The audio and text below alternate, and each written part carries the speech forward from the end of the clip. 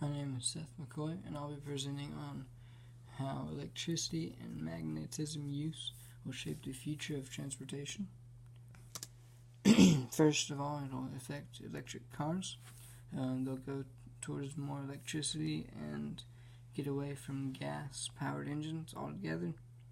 This will be good for the earth because with gas cars, you have the fossil fuels that are burning out of the exhaust, and that is emitting harmful pollution into our environment, so that will help that go down to a minimum.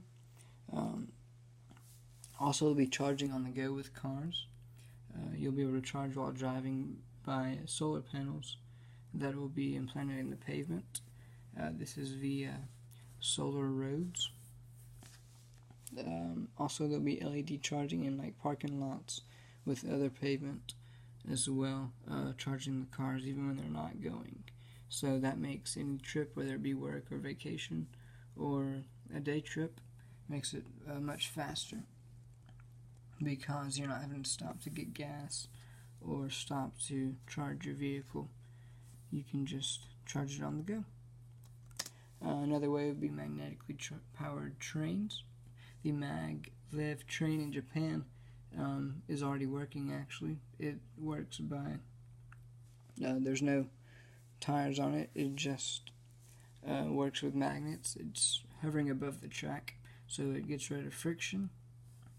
Therefore, it's much faster. I think the max speed is 366 miles an hour. It would be an easy access for commuters who have to commute to work daily. They could just hop on the train and get there, and have to avoid all the road traffic. That would be normally what they'd have to deal with. Also, it would be a lot quicker for them to get home from work. Metropolitan cities will use this as a public transportation much more frequently, because it would be a lot faster and a lot more efficient having trains that are electrically powered, magnetically powered as well. So electromagnetic suspension is defined as the magnetic levitation of an object achieved by constantly altering the strength of a magnetic field produced by electromagnets using a feedback loop. This is what the trains will eventually come to use as well. So they'll feed off of each other, just kind of hovering over it again, like the maglev train in Japan. It suspends a vehicle in the air, therefore it gets rid of the friction caused by tires or caused by wheels on tracks or on the road. This will first become standard on trains, and then it will eventually migrate to cars. It will be standard on all vehicles as well, and this would be when magnets would be placed in the road to combat the cars as well. It would make the vehicle faster because it's not having the friction of the tire on the road.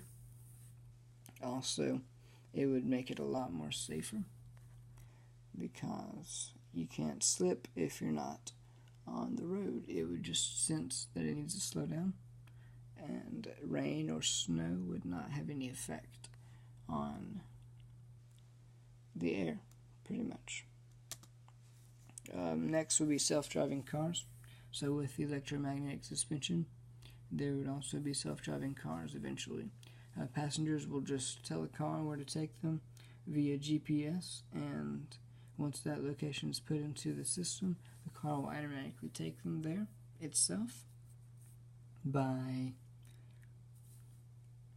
using the electromagnetic suspension and the magnets in the road acting together with the magnets in the car, telling it where to go.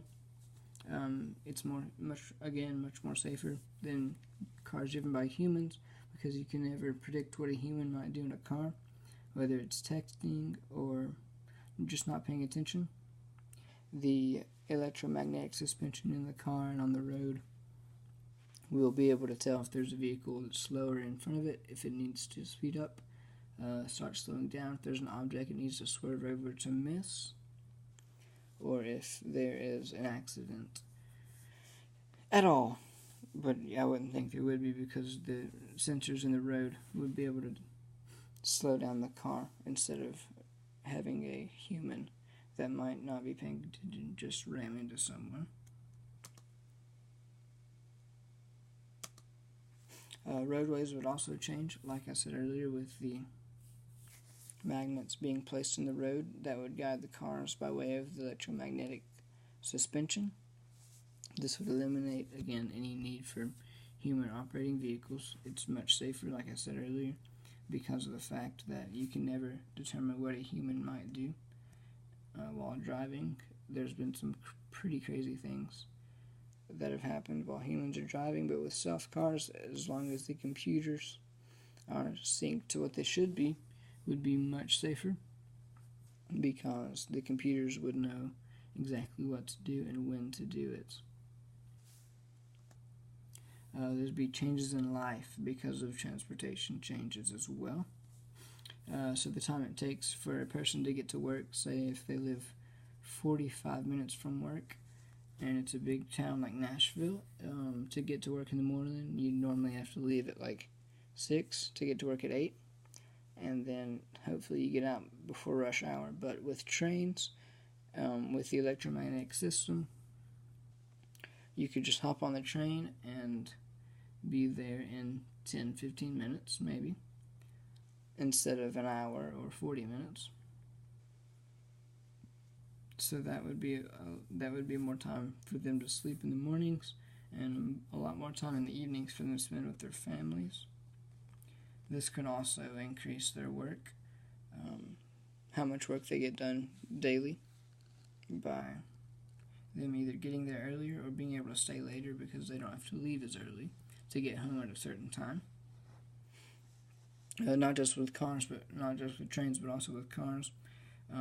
The transportation would be faster because there's not any wrecks, and if there are, there's very little, because the electromagnetic system would be able to slow down the cars or avoid wrecks by swerving over to miss an object or to miss a pedestrian. Slowing down for pedestrians, that would also work. So all of this would create a much more family-friendly lifestyle, because the working people will be able to spend more time with their family, because they don't have to spend as much time on the road traveling to and from work, which would be great for us. And these are my references. So I've got Bonsoir K. The article is on October 13th, 2000. It was How Magnev Trains Work. Then my next one is Electromagnetic Suspension. And that's just the definition of electromagnetic suspension. I just got that from Wikipedia. And then Garantano S. The article was on June 15th, 2017. It was How Future Cars Could Recharge on the Road. That was with the LED sensors in the road and also in parking lots and other pavements like driveways and such. Macon A was Parkman blog. That was again about the transportation of the future and how it might change with cars being self-driven and not having to rely on humans to drive the cars, which is pretty much unreliable, because no one human is the same, therefore you can't judge what anyone beside you will do, which can be very scary and crazy at times. But with a computer, like I said, you can know what it's going to do just by running tests on it and setting it to a certain setting, a certain program.